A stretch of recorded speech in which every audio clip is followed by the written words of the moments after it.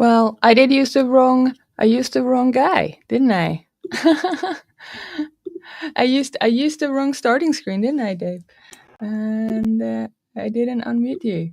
There you are. Now you're There, I unmuted, can Dave. speak now. I accidentally used the wrong. Was the I didn't even notice. I noticed. Well, we're looping back today. Yeah. So that's exciting. It is. This has been a neat series. It's going to be fun getting, like, I feel like this is a lot of the stuff has been kind of obvious. People kind of know they need to do it. And we've been kind of laying out good ways of doing it. But the loop is one of the things that people in some ways don't want, not that they don't want to think about it. It's really tough to think about. Yeah. And it's like, you've done so much already, though. Like, you have gotten so far. You got to build, right? You've got to keep building up. Not just building software. You're building relationships and you're dealing with people. And it's not easy. It's continuous, right? And one of the big problems with it is so many people come from an IT background where everything was project oriented. And now you're working with a product, and a product doesn't simply finish, right? It keeps up going. We're used to installing products, but you know what? Those product companies didn't just, okay, the customer installed it, we can stop now, right? Yeah. They're constantly working on improving. So, and engaging. So we're back to that, hey, this is how product organizations work. So what's the loop part that you need to do for your platform that starts to get into like all the things that product people know? Exactly. I'm going to add us all to the stage here. And because this is a slide from our presentation in London. Like, does it end here? Like, we've done all of these things. We built, we sold, we onboarded, we've been supporting people. We've done all of this. And does it end here? And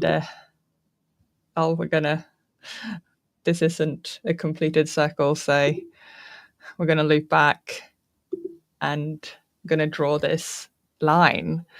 And because we're going to keep people happy. And we talked about this in London, that if you've done a lot of this right throughout this motion, when you were selling and you were onboarding and you were supporting people, you have been actually building relationships throughout this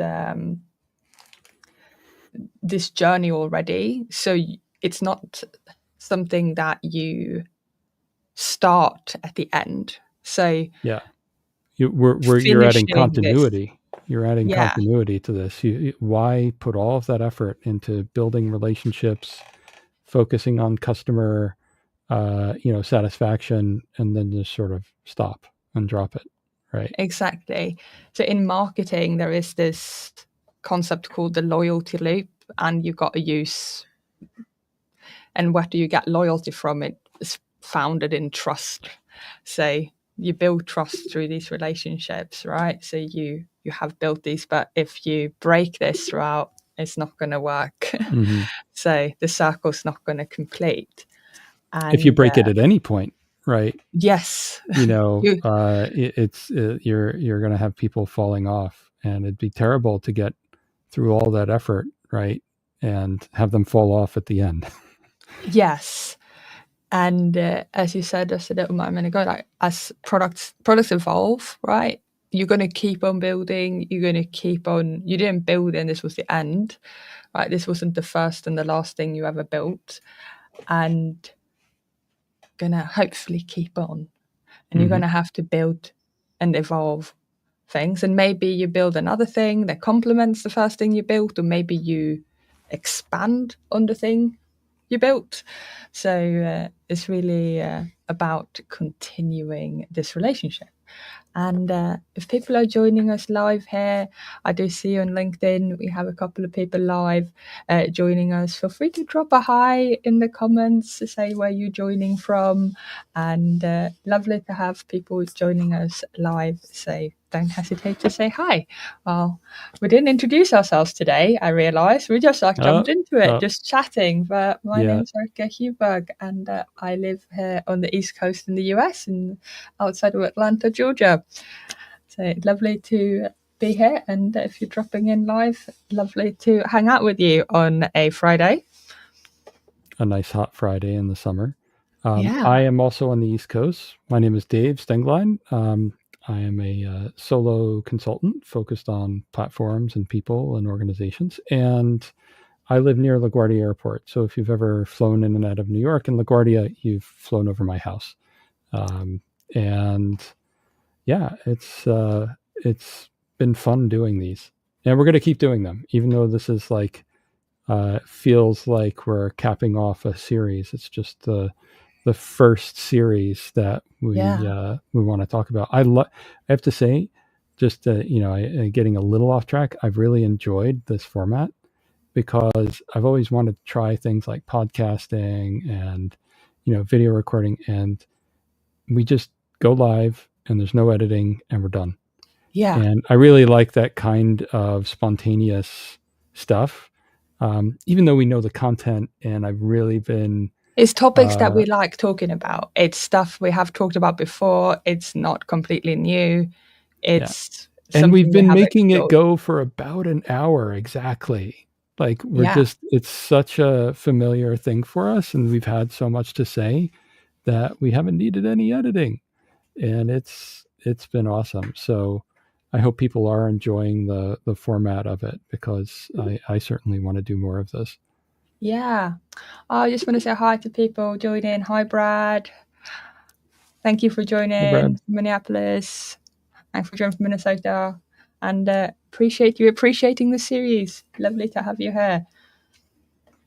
And for anyone just jumping in whenever, feel free to just say hi. It's really lovely to have people jumping in.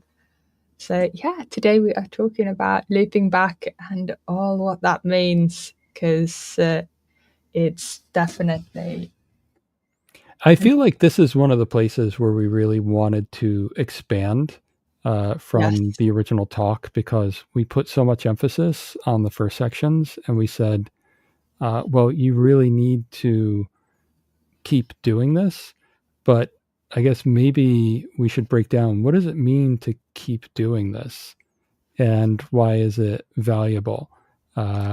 We said there's this drop off or at any of these stages, right? But maybe something to keep in mind, if you're building something, your first phase of doing this stuff of building, selling, onboarding, supporting, like that's usually for a smaller group, and it's not like everyone adopts your platform all at once. So you're trying to grow something, and if you try and grow something by putting in a one-time effort, well, that doesn't become self-sustaining usually. So, but what's different about these phases was we're just going to go back into them again, but we already have a platform, right? Yeah. And I think for me, I am really fascinated by the loop, and I think I've probably talked your ears off with this loop stuff though, Dave. So I find it super fascinating, because I think we all have heard in marketing about the funnel, and we've learned about that funnel, like awareness and like people being in the market and becoming a buyer and all of that. And then I got introduced to what is referred to as the loyalty loop. And the loyalty loop is when if you are buying something, for example, if you, I have bought a lot of sports clothes from Lululemon, right? Mm-hmm. So when I go to look for another sports top, I have now come to realize that I do like those tops. So I would go and look for, maybe, even though I'm not looking for a sports top, I may be looking for a pair of leggings. I may also now go to Lululemon. So I'm now looking for another piece of sports clothing, but I'm going to Lululemon, right? So it's a different problem, but it's an adjacent problem, right? Mm-hmm. Sports Mm-hmm. top, sport leggings, right? So I go to Lululemon. And this is about the loyalty loop, right? So I am now part of this. I've been pulled in. They solve sportswear problems for you. Exactly. Right. So I now go there because it become easy, right? I trust that place to solve that set of problems. And it becomes easy rather than me trying to just go to the entire market to look for a solution. I go to somewhere where I have now realized that exactly. It's a path of least resistance, which can be difficult to get over, right? Which is a somewhat of an important point. You can have the loyalty loop also be a bit of a trap, right? Or it can feel like a trap if you are someone who something new. Or if you're, if you've got people in who are using your products and somewhat happy about them, but if you've created any form of friction where they don't necessarily get as much value or as much satisfaction, and we use that word, right? You want to have people be net promoters of your product rather than at least neutral, or even worse, like detractors, right? So if you have a customer that is, or at least was, happy, but you fall off on that in the the long life cycle that they'll be on your platform, they might not just come to you, even if they did in the past, right? They might start thinking, oh, maybe I need some alternatives, right? Maybe I'll go looking, and maybe they don't find it, right? Maybe it's not so easy, and they say, well, you've got a nice, compelling thing here, and I'm just going to keep using it. But now you've opened the, that sort of question for anything in the future. Should I automatically bring it to this team and this platform, or should I consider, what else to do? Yeah, and it's really tricky also to change behavior patterns, but it's both behavior and it's emotional. There's an emotional aspect, right? And this is why humans are so tricky to do. And change is hard. And I also remember this when you spoke, that I had a bad experience once with the tool. And it's really funny. So this is not an internal build tool, but I think it reflects some things. This is a technology tool. And I was, as recently as yesterday, speaking to someone about this, and they suggested this is an open source tool, and they were like, "Oh, you should try this tool out." And I was like, "No, I don't like it. I used it before. I didn't like it." And then we spoke for a little bit longer, and but how long ago did you use it? And I was like, I used it it wasn't that long ago. I say, okay, this is how sad it becomes, because then I say when I used it, it was 2019 when I used it. Oh my, that's like it doesn't feel that long ago. Generations of software ago, right? It doesn't feel that long ago, okay? It does not feel that long ago. But then it's like, oh my God, that is long ago. It is long ago, right? It is ancient history by now. Exactly. Right? And that stuck with me, right? And a bad experience in 2019 stuck with me to the point where negative experiences are more impactful than positive ones, sadly enough, right? Because they protect us, right? In all of history, remembering negative experiences that are things that are dangerous to us, right, are more impactful, for our survival. And it's just like, it's doesn't seem like something that matters in technology and business decisions, but still working up there, right? It's still processing in our brains, and you can hold on to that negative experience. And what's so sad though, how many people I've told to not use this solution because of my bad experience. Because of your experience in 2019. Yeah. Yes. Yeah. I'd be like, no, stay away from that. I had a bad experience. Are you saying different? Have you gone back to all of those people and said, you know what? No, I was but now I feel bad. So now I think I may need to like revisit the solution and maybe be like, I revisited it 6 years later. This is what I think. I might need to write a blog post or something. Yeah. I don't think it's going to change anything, but I think it might be a fun exercise. Yeah, and you can at least feel good about, being up to date and giving accurate recommendations, right? About the thing. But that negative experience and how long it stuck is really important for the value of any kind of platform. There is a process of commercialization of open source and commercial products where they make users happy at first, and then over time the users that were happy feel like they're being served less and less, and other parts of the ecosystem are being served more than they are, right? And it's not about making them happy anymore.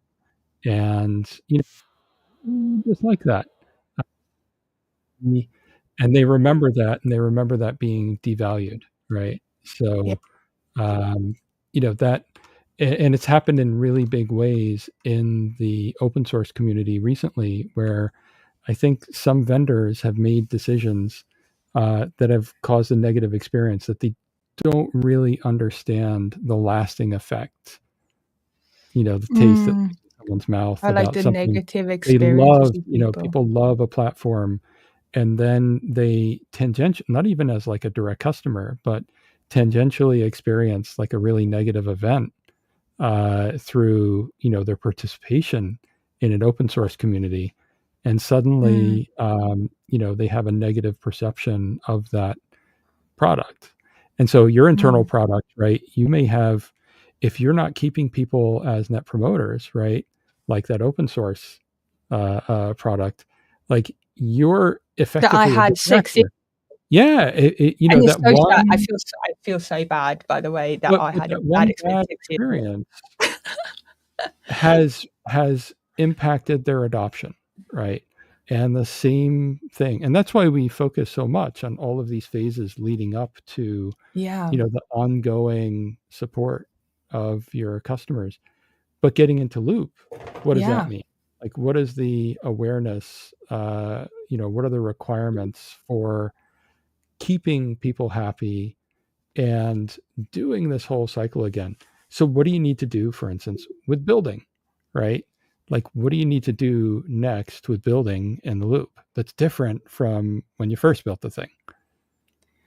And I think like having that partnership is so important, like going through the experience with people, like actually seeing it from the other side, if that makes sense. Like not just focusing on what it's, because sometimes it can feel really hard trying to deliver something. It's going to sound so sad. I jokingly say that I'm a big Taylor Swift fan. For those who know me, this is well known. If you don't know me now, you know too. So Taylor Swift came out with an album called The Tortured Poets Department, and I think that there needs to be a tortured platform engineers department as well, because sometimes it can feel really hard, because you can feel a bit misunderstood, like a poet sometimes, because you're building all of these wonderful things, obviously, that are no-brainer solutions. Yeah, these are should be immediately obvious how wonderful these things are. And exactly. So building that empathy with what your customers need, which you kind of needed to do to build the platform in the first place. But as you add customers and use cases, like, you need to find out what to build next and what's going to be the most valuable thing. I think one thing you mentioned earlier on in the sort of selling, at building to selling, but really in the selling was we didn't talk about building so much, right? We talked about building. We said the precursor to this is building as a product. Yeah. So maybe that's one of the things we really haven't done, is we haven't talked about platform as a product. No. And how do you add to a platform as a product? I kind of Yeah. forgot that we said, yeah, everybody else is talking about this Just today. everyone's And yeah, already covered yeah. that. Yeah. But, for the purposes of this, like, how do you build more? And I was thinking of one of the things you brought up is all of your understanding when you ran a platform, all of your understanding of what your customers had in motion, Yeah. whether or not, or potential customers had in motion, Yeah. and how you could work with them over time to accommodate their needs in some form of roadmap, right? Yeah. Because if you're going to grow a platform, you're probably going to have to grow features of it, and be careful Yep. about how you do that when you do that. Yep. So, I'm assuming that experience wasn't just about the selling. It was about, like, here's what the engineering team is doing, for this Yeah. upcoming customer need. I spent so much time understanding everyone else's roadmap of it. Like, but was quite interesting, I think, as a platform, if you will. Like, I think as a platform engineer, I met so many platform engineers that are really passionate about product. Mm-hmm. And I think that when I say are passionate about product, not passionate about platform as a product, but passionate about the products that their platform supports. Yes. Yeah. Yeah. They are passionate about the products of the company they work for. Mm-hmm. And I think that is amazing. So if you happen to actually be a product engineering leader somehow listening to this, don't be afraid of collaborating with your platform Yeah. leaders. Everyone needs to feel like they're part of the value being delivered by an organization, an enterprise, like any sort of entity. And it's a really common misstep to have people that aren't delivering directly to end users kind of considered to be part of the background. And, if you're building a platform that supports the people who deliver to your end users, or whatever the business outcome is, then you're participating in that value, right? And you're being active in seeking out, like, what your customers are going to need, and building it along the timelines that they need it in order to Yeah.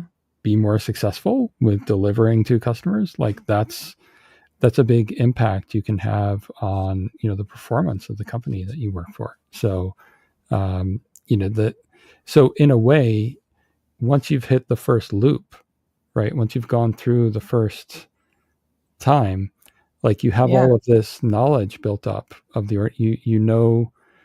first of all, you've made an attempt at building things that people need.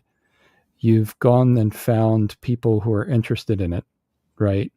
And Build relationships. adopters, early adopters, like people who actually need these things. You've gone through the onboarding process and said, that was a little tricky. Some Yeah. of this is not nearly as self-service as we think. Yeah. You've started in supporting long-running users and saying, my platform isn't maybe as reliable as I thought it would be, because, like we discussed before, your platform is production, no matter who's using it where. Yes. Doesn't matter if it's called dev or whatever. And so you have all of these things that can come together in the next loop around, especially in Yeah. building, because if your onboarding process isn't what it needs to be, if it isn't self-service enough, if it's not as reliable, probably after your first few customers, and I've seen this, when you go back and as you continuously build, your focus is going to change. And your Yeah. focus is going to change on customer experience for a bit. But all of that knowledge you gained of what the organization is doing through the selling is also going to feed into, like, the new features that you build, right? And you're gonna have different, like, clients, if you want to call them that are constantly at different stages in this cycle. Mm-hmm. Like, as in, you are going to have some people that are onboarding while you are building for some others, and you're going to have some people you are selling to. And You're always going to be supporting people in some way or other, right? Yeah. But that is a tough thing to adapt to for teams, because the building is the easy part for an engineer. The selling is really tough. Probably one of the toughest things in here for engineering, because it's so foreign. But then you get to onboarding and supporting, and it's a very different experience and workload compared to like building something, especially greenfield, right? Yeah. So, that's something for teams to get over and understand how do you execute a loop. Yeah. And not focus on any one of these because you will go through bits of, like, especially the first time around, you're going to be building it and there will be some activity like in the building, but when you move on to selling, you're like really focused on getting people to adopt. And then you get to onboarding and you're super focused on those first few teams that are going to get onto the system. And then once they're using it, like, you're probably not going to be doing so much selling because you got to deal with these first people and, you get them stable. And when you get back to building again and the loop, figuring out how to balance these things is particularly tough, and knowing that they need to be balanced is really important. You know what's so fascinating when I look at this and I think about that? It's platform engineering and the teams and the people and the leaders that make up platform engineering teams, the skills that it takes. You need to have quite high technical skill in the team, because you're dealing with some quite complex. They're sitting at the base of, the tech stack, right? And while you have to have a lot of empathy for a lot of different internal clients. So I used to think about that. I was very grateful for the experience that I had in my career, where had the opportunity to have rotated into different types of teams in my career. Even though I wasn't a front-end engineer, I had the opportunity to have done some front-end engineering in my career. That gave me the empathy and understanding of other people who were maybe front-end or application engineers, etc. Even though that wasn't my strength, I had the ability to relate. So I can understand their challenges. So,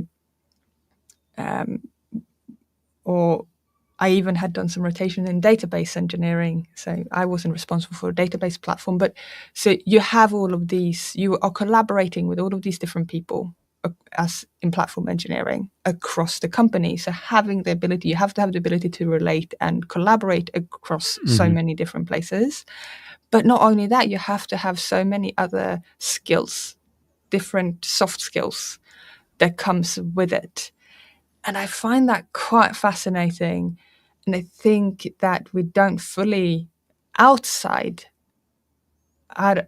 or even inside platform engineering appreciate the complexity and the variety of skills that it takes to assemble a high-performing platform engineering team. That is not just about putting highly capable engineers, that's an engineering talent together, but it is also a set of a wide variety of skills that needs to come together to be very high performing and impactful in a organization. So I think that's really, really fascinating. Yeah, what's interesting is that, for instance, a product team, depending on the company, might not have a whole lot of direct, in-depth interaction with users, right? Whereas if you're building an internal platform, you have access. And we talked about that during selling. It's an advantage, but it's also it's just also a fact that you can sell, but you also need to interact. Like you have the opportunity to empathize, you have the opportunity to interact, but you also work really deeply if you're running a successful platform with your customers. And so it's a little different from building features in, an outward facing product for millions of customers, when you might be building something for just a few hundred people or 1,000 people. And you have, lots of deep working relationships. And in order to do that, you need to have good skills with people. And you need to figure out how to organize the work of interacting with this small but not tiny group of people, usually, right? Yeah. So figuring out within the team, for instance, well, building platform as a product, who's actually communicating with users about their needs, dealing Yeah. with things like surveys, interviews. Surveys are so hard. I think we need an entire session, future, talking about surveys. on user feedback, right? Because surveys Feedback, are hard, and choosing surveys. how to get feedback is difficult. Yeah. That'd be a good session to have. And there's lots of Yes. people in the community with opinions about these sorts of things too. Yes. There's so Um, much good yeah, stuff to talk about yeah, how to gather feedback, and it's a tricky thing to do. And I think it's so hard. And yeah. we actually have that here. It's like, how do you measure yourself and measuring yourself? Because we actually talk about that here in the loop, like how to measure yourself, how to track user sentiment, and it's we'll talk about that in a moment, like how you can track it. But So it's the building, once you start the loop, is a little different because it's not the only focus of the team anymore, right? They've got these no, other things, especially, might seem sort of obvious that you're building and supporting, right? But yeah, it's a little bit beyond that because you do need to keep selling and onboarding because you have new features, new new capabilities, teams. you have new teams, Who's the right? one You have on board? new potential users, new people to onboard, and you also need to figure out um, how to let people know about new things about your platform, right? Yeah, keep marketing because you got. I think we talked about this earlier. You gotta keep repeating yourself, and even what is a bit counterintuitive, you have to keep repeating yourself about the features you've already had there from the beginning. Mm-hmm. So this will feel really counterintuitive. So why do you have? There's a couple of reasons why you have to keep repeating yourself about the things that were there from the beginning. So you work in a company and you're internal. So even outside in the external world, you have to keep repeating yourself because people come and go. Even in the real world, people come and go. But Mm-hmm. in a company, even more so, people come and go within an organization. People leave companies and join companies, but also the makeup of teams change. So even if you have onboarded a team to use your platform, the people who were on that Yeah, team will have changed. So even yeah, if people are still with the company, the people who were on that team, maybe the manager changed, yeah. maybe So it's the all people you, who were you need to continue making relationships and exactly being involved with their roadmaps and who's on the team. And is a so reorg. a good salesperson is actually always at the customer, right? They're Yeah. always interacting with the customer. And one of the things that salespeople do and account management teams is they Yeah. do reviews. They do what are Yeah. called in the industry quarterly business reviews. Now, you don't necessarily need to have that, but you should be having regular interactions with all of your customers and stakeholder groups to find out like how you're doing. What's the perception? Where's the gaps? Like what are Yeah. their needs? How happy are they with, the product that you've got?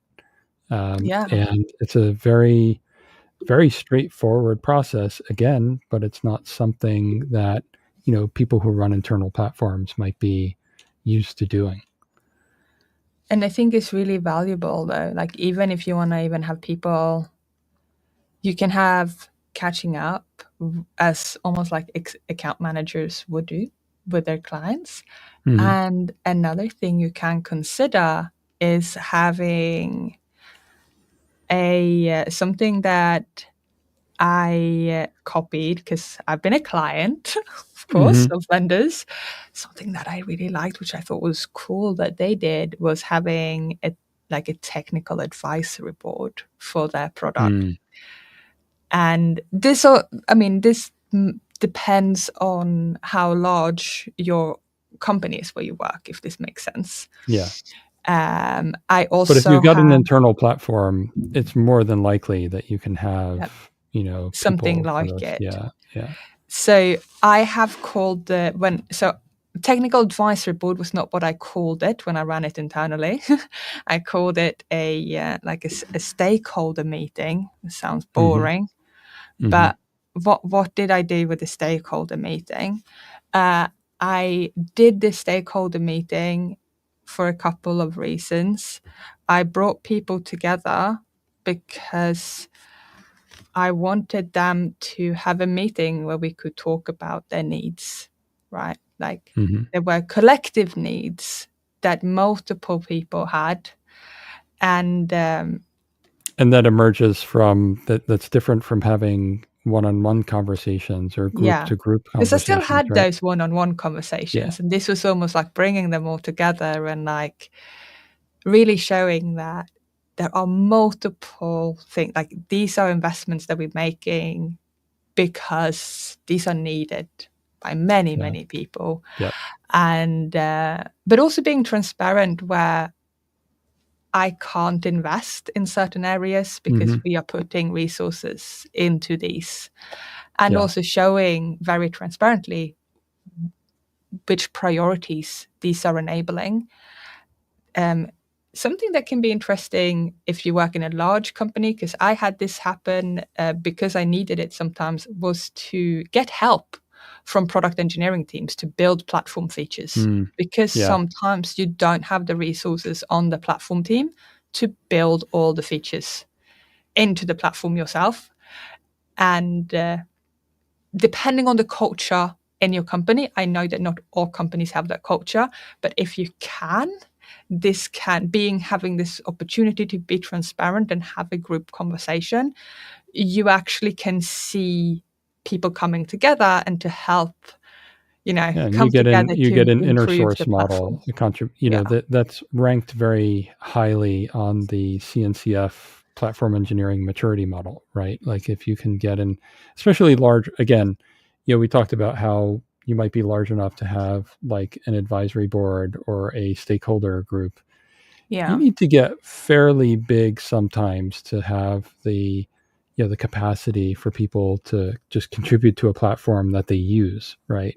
And it's but it means you have a very mature, well-used system that people find value in and see places where they can improve. And it's almost like an investment by the business, right? Which is a very positive thing to say about your platform, that the business is directly investing in it with product people's time, right? That says a lot about your contribution to the business's outcomes.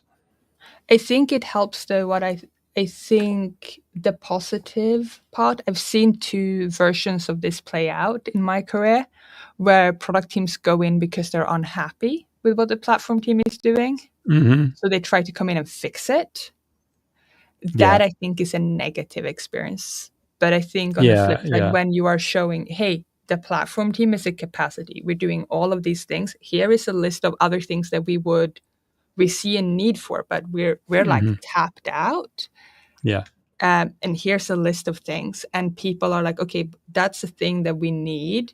We see it here on the list, and we can go in and do it. So I think this also comes if we just take a parallel into open source, right? Where you have issues if they're well defined, they're the there, transparent and backlog, and good user stories, and a very clear system, right? So if you're going to get to this level, the way that you build needs to be done well enough that people can come in and contribute, right? So if your platform is kind of glued together, there's in open source, there's good enough for production and good enough for GitHub, right? And open source. There's like a lot of production code gets put out there that other people wouldn't be able to understand. So it sets kind of a somewhat high bar if someone's going to try and contribute to your platform without sucking up all of your time asking you how the thing works, right? Yeah. In order to be able to contribute. And I think the part that sometimes is overlooked, and how you mentioned actually meeting one-on-one with people. So I sometimes would have felt like the invisible work, which was the mental work of talking to people and understanding where they were going and what needs they had. Because sometimes it's like this dot connecting. Oh, you are going to do this. You're going to do that. You're doing this. You're going to need this. And then turning that into a deliverable that is going to unlock this and this. And then that becoming something that can be delivered. That is sometimes a bit of invisible work, right? And that enables contribution. I think if you are a platform leader, that is actually something that is super important if you want to get help from other people outside of your team. If you're not transparent, then people, and you're not getting results for people, you might be getting results for a subset, right? But if you don't make it transparent what you're working on and what the benefits are and who's benefiting, other people might not realize why you're swamped, right? Yeah. And you might lose some credibility, right, with what you're delivering for the company because you're not transparent, right? Yeah. So so the other thing that kind of comes up in the loop is the onboarding. I think a lot of platforms start out, platform engineers, thinking their thing is great and obvious, and when they hand it to users, they end up doing seemingly a lot of support for the user trying to get to use the platform. And sometimes they think, oh, it's documentation, it's maybe the skills of the user, and a big portion of it is the usability of the platform, especially for the onboarding process itself. A lot of platforms run just fine when everything's set up, right? Yeah. Commit, it does deployments, all that's fine. It's actually setting the thing up that's like some of the highest amount of work. And, I think there's not enough effort put into minimizing that work for everybody. And if you onboard a lot of people in a short amount of time and your system isn't really easy to set up, you're going to be absolutely swamped with just handholding people through the system that doesn't work the way you potentially advertised, right? So I think that onboarding feedback into the build and, documentation and all sorts of things is super important to be successful and scale. I think that is so important. And I had a little memory flashback as you mentioned that. I remember being in an internal hackathon competition, and there was a team in this internal hackathon who presented the installation of a platform, of a quite large platform component thing for building apps in the company where I worked. And I think there was like four people who presented this installation that they did in the hackathon. So, like when you're on a hackathon, the presentation is short. I can't remember how short the presentation is. And I think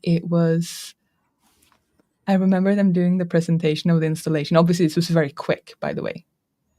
It was a very quick installation. Everything worked really cool. And they had this app that they then built up and running really fast. And we got a comment from Yes, we got a comment. Colin. But I just remember this hackathon. I feel like everyone was so underwhelmed by their hackathon. But it was so cool. But I think it was because it was amazing what they had achieved in their hackathon. But it was also like, I think a lot of people didn't understand the ease of use that they had achieved, if that makes sense. Yeah. They're like, because if they don't, the thing is, for the platform team, the onboarding process goes on a lot, right? But for individual users and teams, they don't do a lot of onboarding, right? They do it once or twice. They do it occasionally, but there's a huge stream of that inbound to the platform all the time. A lot of platform teams, but the flip side of that is platform teams think, oh, we need to make it really easy to onboard. We need to create new apps and everything. It's like development teams don't create new apps every day, right? They, the organization as a whole does, but individual teams, not so much, right? They're building their own apps, they're operating their apps, so you have to kind of balance it somewhat. Yeah. Cool. Let's check out the question. Put up Collins, I will put it up on. So Colin is saying, how do you recommend balancing the work to onboard and set guardrails around contributions from other teams versus focusing on the platform features that the end users want? So the question is about how do you balance this work around onboarding set guardrails? I think there's a certain amount of maturity required for contributions. Before you take on that kind of overhead, unless your company has an existing culture of inner source in general for tools it may make that aren't necessarily, full platform, you'd want to be ready to do something just like you should be ready to onboard users onto your platform and be able to support them, right? And have an idea of how to do the operations of the platform. If you don't, it's going to be pretty problematic. Same thing, like if you're swamped by just doing the development and supporting users on the platform, dealing with the additional work, this is like there has to be an ROI. So if the ROI of getting contributions is not high enough, you really shouldn't be doing it until you feel comfortable enough that you could spend the overhead. And it can be worth it, but you need to be at a level. It's why a lot of startups don't start with junior people, right? Startups start with senior people because they need to move really fast at the beginning. And then when you get to a certain critical mass, it starts to make sense to develop internal talent, bring on more junior people, and be able to spend the time to bring them up to what you need. And it's the same thing with internal contributions. Once you start that, there's going to be an investment up front to get people moving. And it's going to be a lot like the platform itself, right? You've gone from being a platform for people to develop their apps on to being a platform that people can develop for. And it'll be the same onboarding support, to like selling people on getting into that mode of work. And a platform that is itself able to be developed is its own thing. And you're going to have to spend the time to figure out how to support and onboard people into that. And that is where the balance comes from, right? Like there's a little when you're hack. Ready. There is? Oh yeah, I know. Yeah. I know what you're I don't know if Go ahead. Go ahead. Go ahead. Hack. There's a little hack that I have used. That is if you have someone who wants to contribute, but you don't want to do it at scale. So I've had this situation where I have a product team who really wants to get some features in, but I don't have the capacity because their features are not for the 80%, right? And they're like, but we have developers who can help build this thing. And I'm like, okay, but I can't babysit. I can't necessarily have people. I don't have the stepping in yet. For a few hours a week. And, I don't have a system yet for like people raising PRs or whatever. In that scenario, I've actually done this in my career. I've actually said, do you want to second a developer to my team? So then I embed them into my team for a certain period of time. The hand-holding and the onboarding is a lot less because they're not coming at it externally, with these very opaque, interfaces, right? We can have some office hours for you, or we can work with you an hour here and there. And, the rate that they learn at and the rate that they become productive and the overhead on the team is all very high, right? So if you can integrate like that, I could see a huge amount of people probably on board within a couple of weeks, and so they can sit. They can sit for until. So this is when you get temporary resource increase to your platform team for a specific set of features that you might not have otherwise prioritized. So it's like earmarked resources. This is a very specific situation that I've had happen in my career. It happened actually more than once, about 2 times in my career, where there is like a product organization that might have very specific needs that is not like the 80% case that they want built on the platform. And they are willing, because it might be a highly funded product area in the company, and they are willing to lend engineering resources, and they're willing to embed them into my team. And I will somewhat borrow of them. a version of this that I've seen recently is just having a significant amount of functionality that gets sort of spun up as a project and bringing in, say, contracting consulting staff to build some new piece of the platform, right? And like any consulting, contracting type stuff, the integration, ongoing integration of that work and the direction and everything is really important. You always want to avoid late integration work, right?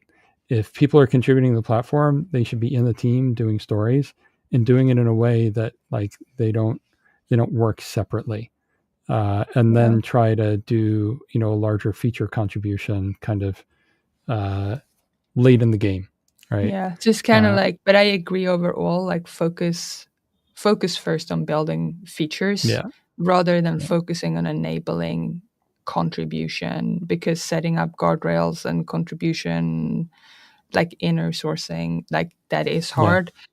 It is work.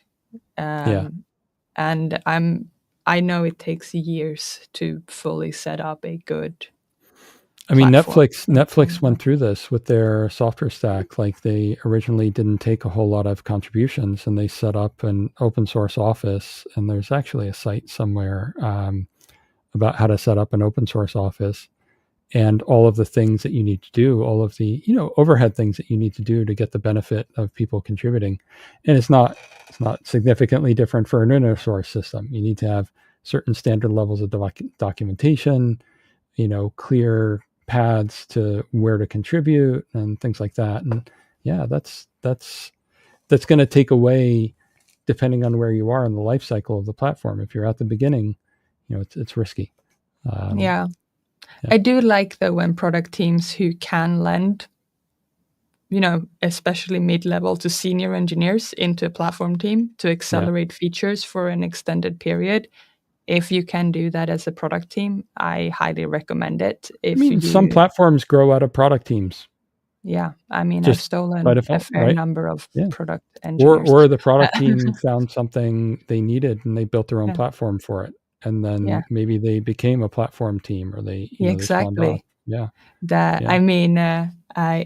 I once upon a time I didn't start my career in a platform team. I think a lot of people who started their career before the the definition of platform engineering started their career somewhere in development or systems or whatever. It's already 12:53. Dave, how did that happen? We talked about onboarding, and I think I thought we were gonna. I'm missing a slide. Support. I think we know. That's an easy one that needs to be continuous. But the thing that's in the loop is probably the measurement. And I know you wanted to talk about measurement. I am looking for I'm looking for a slide, you see, for us. But I keep not finding it because I have two PDFs and they're named the same thing. So it's not helping me. Well, here's the I found in a separate place. I think just in sort of summary, right? The one of the big points is be a partner, not a provider. And that is we've been talking about that all throughout the series and all throughout the talk. But you need to continue to do that, right? And being going through all this effort to kind of get to know your customers, bring them through, keep them happy through onboarding and supporting. You need to keep that up as a partner. Being a trusted partner throughout the whole you can not just be a trusted partner as a consultant. You can be a trusted partner as the person who owns a product that they use, and they will. You want people coming to you to solve problems, because that's how you get adoption and that's how you get growth. And so that partnership, I mean, you did that, right? That was, I mean, I'll say you were kind of a natural at this, right? Because I don't like selling stuff. Yeah. We talked about that. I don't. Yes. And then we have the part about embracing the user pain, because I like that we talked about that when people come and complain to you, because if people come and complain to you, it means that people are using your thing. Yep. And it's really important because I think a lot of teams start seeing that support as like this operational burden, rather than understanding that it is a signal that they should be paying attention to about it's a measurement of the platform, in effect. If you're doing a lot of support work, people don't want to come to you and bug you. They're not trying to avoid doing things when they come and report problems with your platform. They're actually trying to do their job, and the platform is probably getting in the way for some reason. So that means your platform isn't good enough, right? And so it's one of those balance times. Help. They come to you because they want to. In a lot of cases, it's just people need something, and what you are prioritizing may not be. And this is where, a lot of organizations with all kinds of products say, all right, we're going to shift away from new features to stabilization, right? Because, it's a tech debt. It's a continuous tech debt issue that has to be managed. Like if you're spending a lot of time on operating and supporting, especially, fixing and bug stuff, it means there's probably a problem with your platform that's a bit more fundamental that you have to deal with. So, if you discount user pain because you think they're not following the docs or they're doing something wrong, it could just be that your platform user experience isn't what it should be. Maybe it does something that you think is obvious, but users don't, and they keep falling into the same trap over and over again. And at least it's good news if it's fixable. I think a UX problem is probably one of your best problems to have, to be fair. Because a UX problem is fixable. If it's a foundational infrastructure problem, that's a bit harder to fix. There is no UX that's going to fix that. I mean, you can't fix that with UX. You're going to have to fix the infrastructure. But it's something you might want to figure out early. It's why you want to loop. Is if the earlier you can fix a problem, the easier it is to fix, right? And if it is an infrastructure thing, if it is something more fundamental, don't wait until you have hundreds of users on it. Like figure that out up front. And I think another, we talked about your first set of users. I love this saying, like, get your friends and family to try things out. Because we call them friendlies, right? Get your friendlies on board first. Because, people, I think it's always nice to think of the people who want you to succeed, because they are telling you things so that you will do better, because they're rooting for you.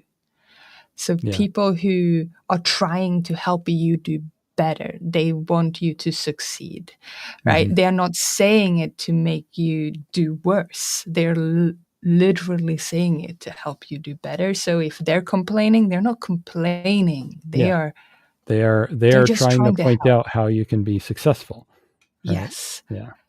And that's why I think the sort of friends and family thing is good, because they are there trying. They're on your team. Like, And I think that is they're always in your help. corner.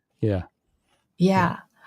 And also, like, even when you get new people on that are not your friendlies, know that people who come to share a problem, and even if it's a problem you think wasn't even designed to solve, it means they trust you. It's a really good signal. It's a hard signal because you feel that maybe you're not enough and your thing didn't do the thing they hoped it to do. And you know what? Isn't that kind of cool if people hoped that your thing was going to do something? that it doesn't do, that's kind of cool. Like, you had great hopes, and now you came and hoped now that let's I'm going see to what we solve can do it. about that. Maybe it should be in the roadmap. Maybe it should be a goal. Yeah. And if you are not the right person, your platform is not the right person to fix it, you can be a dot connector and connect them to the team or the part of the organization that can fix it, because you can be a dot connector and build more trust. Be the partner because you want them to come back to you with more problems. You don't want them to find new friends. You want to be the friend. So continue to be there for people. And we have gone through all the 5 parts of from build to boom. And we have gone through know the market, marketing, selling, enabling, and now finally the loop. But the continuous theme is always be curious and go to market. There is a phase 2. It's not a question mark. There is definitely a part in the middle, and this is it. But we, as Dave said, this is not the last time we go live on a Friday. We are going to continue our series, and we're going to have sometimes just me and Dave, and but sometimes we will bring in guests that we will chat to about adoption of internal platforms, which I think will be really exciting. Yeah. This has been so much fun. And, the fact that we've been able to do 5 of these and not all that long a period of time with summer and vacations. And it's just fun. And getting questions from people was great. If you see this, subscribe, follow Build to Boom. Yes, we need just a few more people to follow it. And we can host our lives on that LinkedIn page. So that would be awesome. All right. So thank you. Have a great weekend, Erica. Thank you.